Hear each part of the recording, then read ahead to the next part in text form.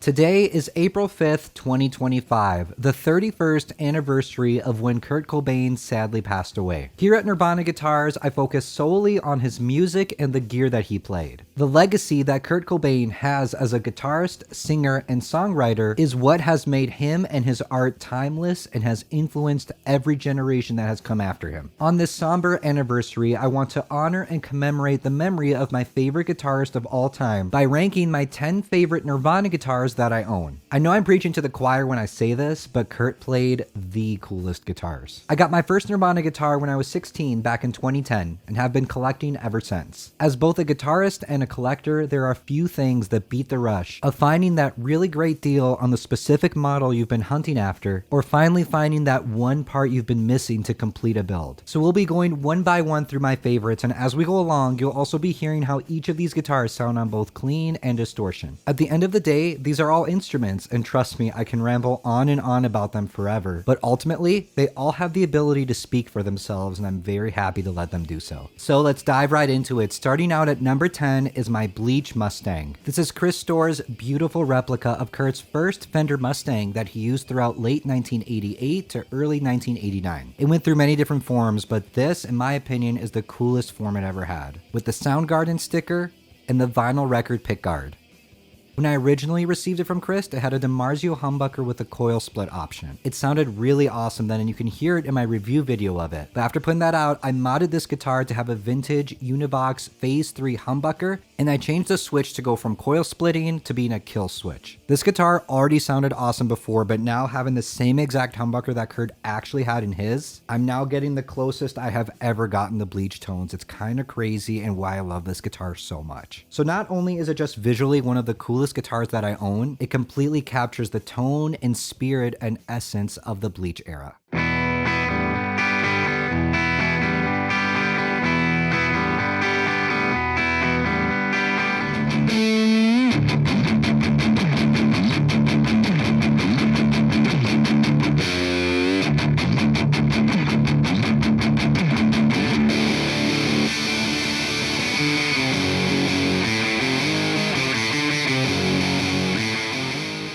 Number 9 is my Fender Jag-Stang that has been heavily modded to match Kurt's prototype specs. And because of this, its nickname is Proto. We're completely going to the opposite end of the spectrum now, going from Kurt's first Fender to one of his last ones. The Utero tour is my absolute favorite era for Nirvana, and that tour features my all-time favorite guitar tones. The Jag-Stang has always seemed to be like a controversial guitar. Like, it seems like you either really love them or you really hate them. I've never really understood why, because the Jag-Stang is basically just like a stretched out Mustang, and you don't really find people who hate Mustangs with the same passion as they hate Jag-Stangs. It is an unconventional and weird shape, I will give it that, but I think it's pretty cool, and I think it's pretty awesome that Kurt himself designed his own custom guitar with its own very unique, distinct shape, and that he ended up using it quite a bit on the Utero tour. I changed just about everything you can change on this guitar to get it as close to Kurt's as possible. Basically, the only thing I didn't change was the neck itself, and I'm really happy with the result. It does a great job at capturing the sound of Kurt's Jag-Stang.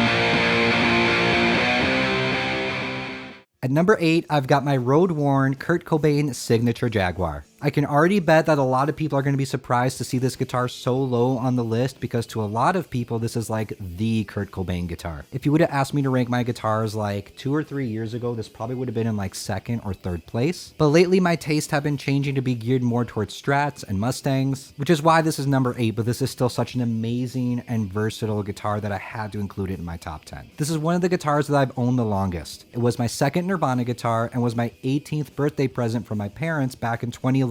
Right after Fender released these for the 20th anniversary of Nevermind. My parents pre-ordered this directly from Fender not too long after the announcement, so I like to think that this is part of the first batch. I see that this model tends to get a lot of flack on social media, a lot of fans complaining about how inaccurate it is and them not liking how it sounds. which I've never really understood because this is a phenomenal guitar. There are some historical inaccuracies, you can't hide from that, like the color of the body, the color of the pickguard, the positioning of the pickups themselves. But even with all that into account, I think Fender did an awesome job at mass producing this as a signature model. This is like 80 to 90% of the way there. Also, another huge plus is the beautiful relicing. It's something you have to see in person to really fully appreciate. The relic job on this guitar is amazing, and it completely captures the sound of Kurt's tone, particularly through a DS2.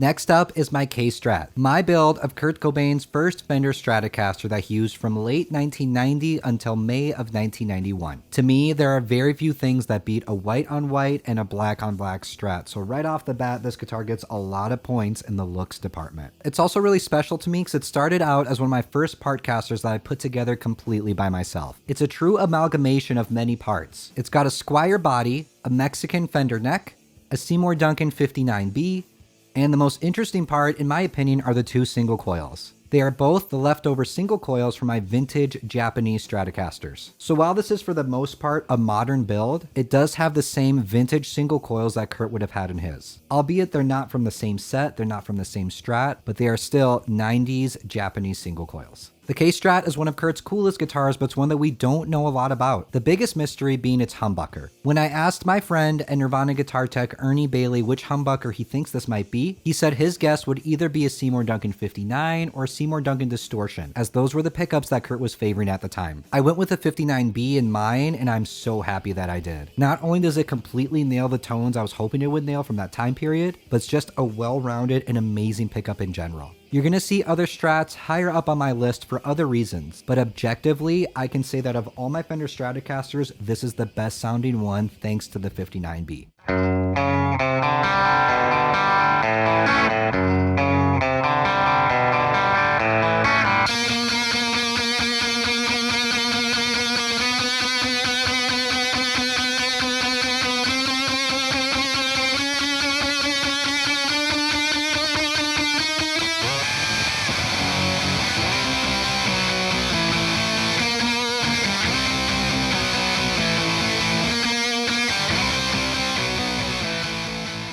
Next up is my VMA Strat build. This is my first vintage Japanese Stratocaster. It's a 1996 ST62. It's extremely close to Kurt's actual VMA Strat. His Strat at the VMAs was an ST362 body with an ST62 replacement neck. So on mine, technically the body and the single coils are off, but the neck is exact. This is the guitar that really changed my perspective on Stratocasters in general and made Strats my favorite guitar model. It's hard to describe with just words, but the feel and the playability of a Japanese Strat is really something else. It's in a league of its own. This is by far one of the most comfortable necks I have ever owned. In the bridge position, I have a 90s Seymour Duncan Hot Rails that has the same exact look as Kurt's actual Hot Rails. No logo and the black wrapping. For my guitars, I usually try to go for the exact look that Kurt had with his in the 90s, and his pickups and knobs were all pure white. But on mine, the pickups and the knobs have all aged in a way to where it almost matches the body perfectly. And to be upfront, I really prefer that to them being just solid white. I think it gives it a very retro, vintage look. It's a very happy accident they match so well. And last year, I was able to confirm that this guitar is almost exact to the actual VMA Strat by comparing it side by side with the real deal. No glass in between or anything, this guitar was centimeters away from the actual VMA Strat. I never thought I'd be able to say that one of my Nirvana guitars has met the actual guitar that it is modeled after. It's a crazy huge honor and something I always think about when I'm playing this guitar. Another thing I'm thinking about when I'm playing this guitar is how amazing the hot rails sound. They're huge and beautiful on distortion. And the cleans are thick and chunky and sound just like the cleans that Kurt had at the VMAs.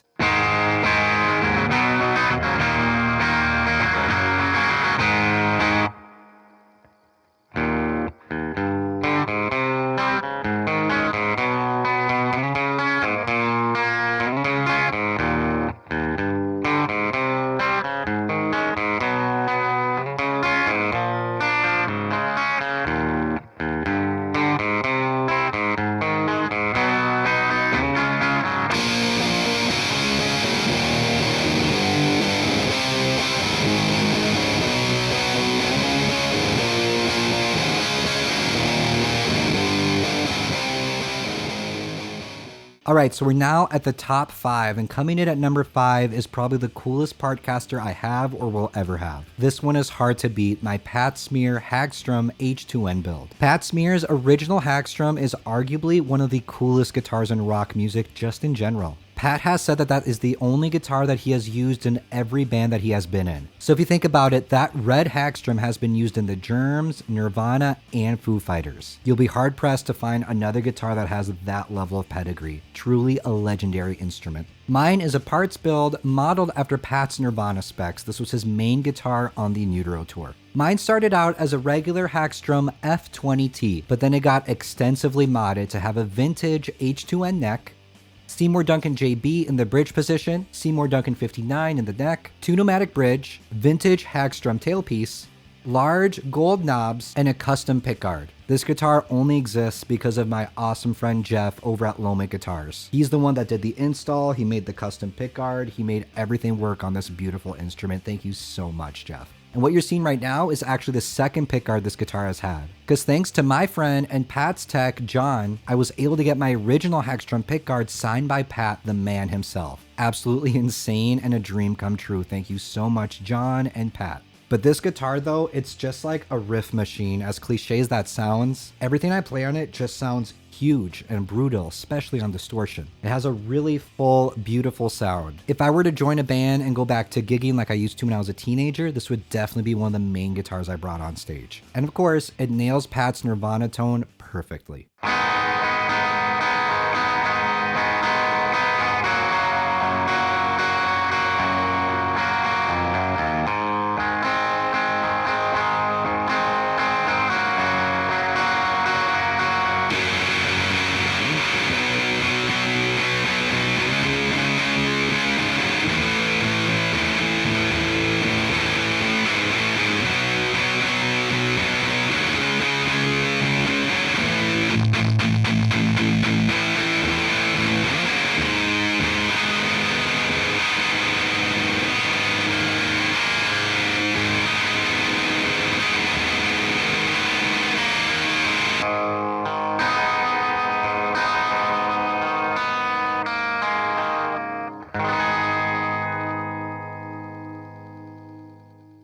Coming in at number 4 is my Fender Competition Mustang. I think a lot of Nirvana fans will agree with me that visually for Nirvana guitars, you really can't beat a Competition Mustang with a racing stripe and matching headstock. This is my replica of Kurt's Mustang that's most famous for being one of the focal points of the Smells Like Teen Spirit music video. But this guitar has a lot of sentimental value to me personally too, which will always place it in the top 5. This guitar was my wife's wedding present to me back when we got married in 2017. When we originally received it, we saw right away that the paint job was very amateur and very rough. Nonetheless, I loved it that way for many, many years and used it a lot with my band. And then years later, for my 30th birthday, my wife got it professionally professionally repainted, so it could finally have that flawless and beautiful, shiny competition Mustang look that a guitar like this deserves. I received this guitar back in its reborn state literally less than a week before I was going to fly out to Indianapolis to visit the Jim Irsay collection to see, document, analyze, and hold Kurt's actual competition Mustang, the most expensive electric guitar in the world after it sold for $4.68 million in 2022. Getting to spend time with a guitar that is that historic, that significant, was truly the thrill of a lifetime. It's a day that I will never forget. And because I received this guitar as I was packing and getting ready to go to that trip, this guitar will always make me think of that experience. So this guitar brings me back to my wedding and being newlyweds when I first received it, and also brings me back to that excitement of going to see the actual competition Mustang. Along with the repaint, we also had Jeff do some work on it. He installed a Tunomatic bridge and vintage Seymour Duncan hot rails to get it as close as possible to Kurt's comp Stang present day. But then Jeff went the extra mile and had the idea to add a coil split for the hot rails, and I was like, hell yes, dude, please do that. So with a click of this switch, I can go back and forth between a single coil sound and the full hot rails. Kurt had bridge single coils in his comp Stang during the Nevermind sessions and hot rails during in Utero. So with this coil split, I can now get near both of those sounds, and it is so exciting.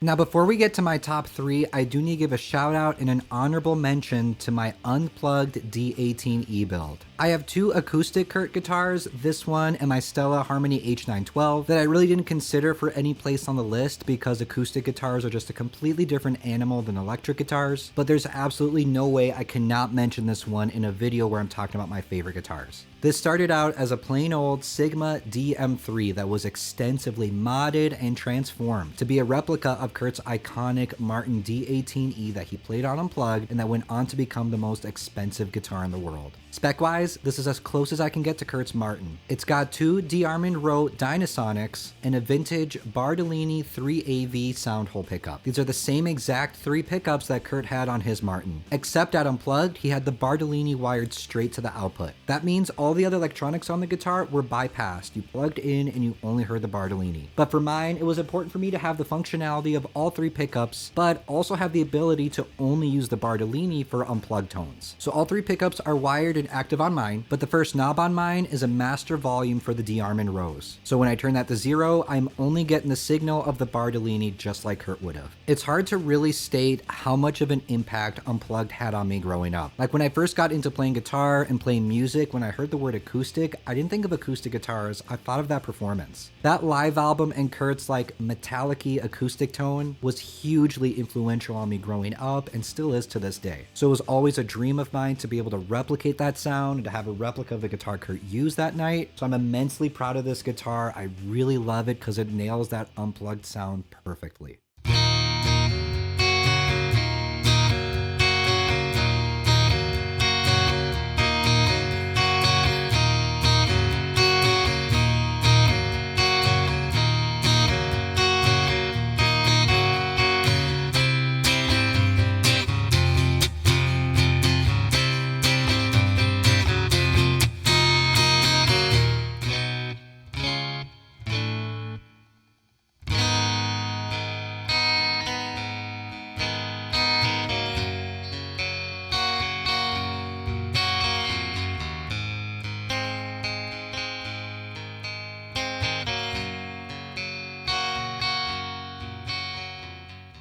Now we're at my top favorites, the top 3. Coming in at number 3 is my Epiphone ET-270. I've said it before many times on my channel, I think this is by far the most underrated and overlooked Nirvana guitar. I know that when people think of Kurt the guitarist, they're probably first thinking of his Jaguar or his Mustangs, maybe even some of his more famous Strats, but this right here, the ET-270 that he had in the Bleach era, I think is one of his absolute best guitars. He used his heavily from January 1990 to April 1990. You can easily say this was his main guitar in that era, because for every show in that time range, he used this for either the majority or the entire set. And it was most likely used at the Smart Sessions, which later on became the Nevermind demos. I absolutely love that time period of the band. When I think of Bleach, I'm thinking of those 4 months, January to April 1990, to me is peak Bleach era Nirvana. And this, of course, is the guitar that was at the center of that time period. You could basically look at this as like Epiphone's 70s take on a Stratocaster, but it's absolutely one of the best guitars I have ever played. The neck is slim and extremely comfortable. The red body is stunning and absolutely gorgeous, but by far the best part are these 2 single coil pickups. It's hard to find information about these pickups specifically because I believe when this guitar was being made in the 70s, it was just looked at as like this knockoff Strats that most only beginners would get, so they weren't taken too seriously. But trust me guys, these pickups are really special. The bridge pickup gets these awesome crunchy cleans, but especially through a DS1, this guitar just screams Bleach, particularly that late Bleach period. This is honestly one of the guitars I play the most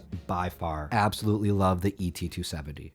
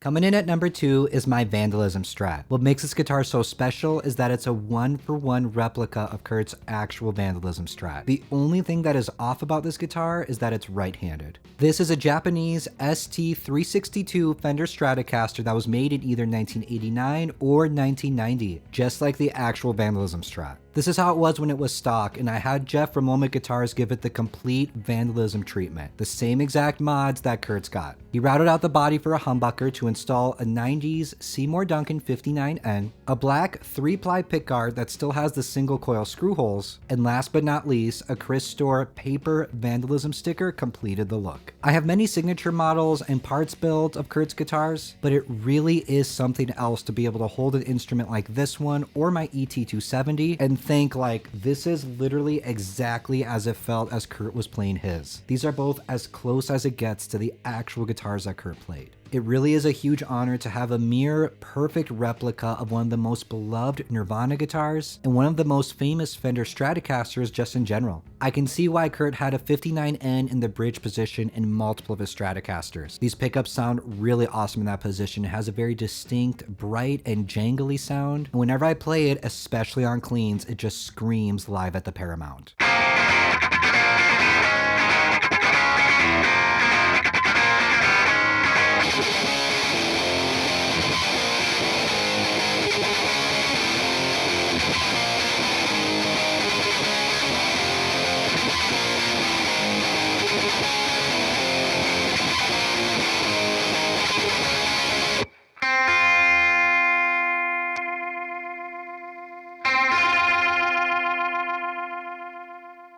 While most people know this guitar and its sound from the Paramount show, understandably so, to me, my favorite and what I consider to be like the Vandalism Strat show is Ready 91. That's always been one of my top favorite Nirvana shows, and I had my Vandalism Strat modeled after that show in particular. So as much as I love picking up this guitar to get that Paramount/Fall 91 sound, my favorite Nirvana tone to recreate with this is Ready 91.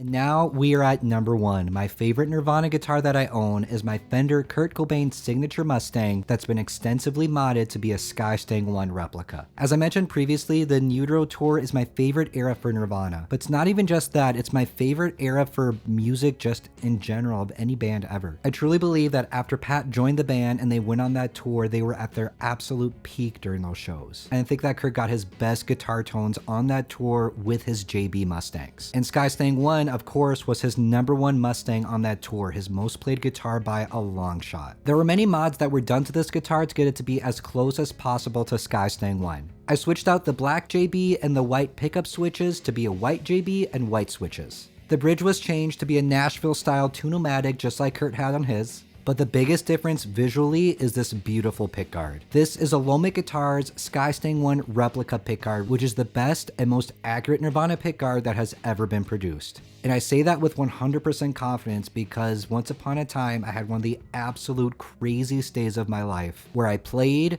and documented the actual Skystang I. I took close-up, high-resolution pictures of the guitar's pickguard, sent them to Jeff, and from those pictures, he made this masterpiece of a pickguard come to life. Skystang I was already my favorite guitar before that experience, but after that, it just truly cemented it. One of the absolute highest honors of my life as a Nirvana fan will always be making the radio-friendly unit shifter sounds on Kurt's actual Skystang I.